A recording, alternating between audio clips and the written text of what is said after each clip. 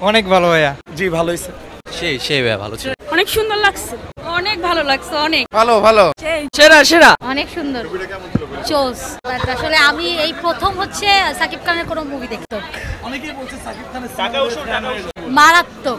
উনি বললো না টাকা উসুল, অ্যাকচুয়ালি আসলে টাকা উসুল। তুফান কখনো জমিতে থাকে না, তুফান সবসময় আকাশে থাকে। তুফানের মতো জোর তুলছে। ইট ওয়াজ আ গুড ফিল্ম, ভালো লাগছে। অনেক সুন্দর, অনেক ছিল। মেকিং সুন্দর, অ্যাঙ্গেল গুলো ভালো ছিল।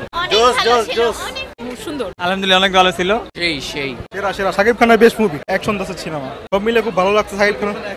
সাকিব খান যত টন্ডল সবাই অভিনয় খুব ভালো লাগছে, খুব সুন্দর, খুবই ভালো। এক্সেলেন্ট। বিস্তারিত বলতে মানে বাংলা সিনেমা এখন আর হাসি তামাশার পর্যায়ে নাই। মানে যা বানিয়েছে সাকিব খান, মানে আমি ফার্স্ট সিনেমা দেখলাম, বলতে গেলে ফ্যান হয়ে গিয়েছি।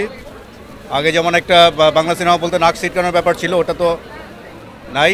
যদি এটা সাউথের হতো, রায়হান রাফিরা সাউথ বা এই ইয়েতে থাকতো, মানে একটা ওয়ার্ল্ড স্ট্যান্ডার্ডের একটা production. Very proud. Thank you ভাই, বাংলাদেশের এই প্রজন্মের সেরা মুভি এটা। সিনেমা অনেক ভালো, but there is a contradiction to law and order, no moral message I think here. রক্তগুলো অনেক কুল ছিল, অনেক ভরপুর, অনেক ভালো লাগছে। হ্যাঁ ভালো লাগছে, অনেক ভালো। মানে ওনার অ্যাক্টিং যে ইন্ডিয়ান লেভেল, মানে শাহরুখ খান সালমান খানের মতোই অ্যাক্টিং, অনেক ভালো।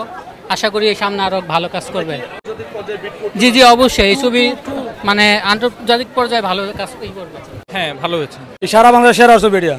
এই জীবনের প্রথম বাংলাদেশ ইন্ডাস্ট্রিতে প্রথম সেরা ছবি সাকিব খানের বড় ফ্যান আমি। ঠিক আছে, অনেক সুন্দর হয়েছে। হ্যাঁ অনেক ভালো, মাইন্ড ব্লোয়িং ছিল। তুফান ছিল, তুফান। এক কথা অসাম। ভালো লেগেছে।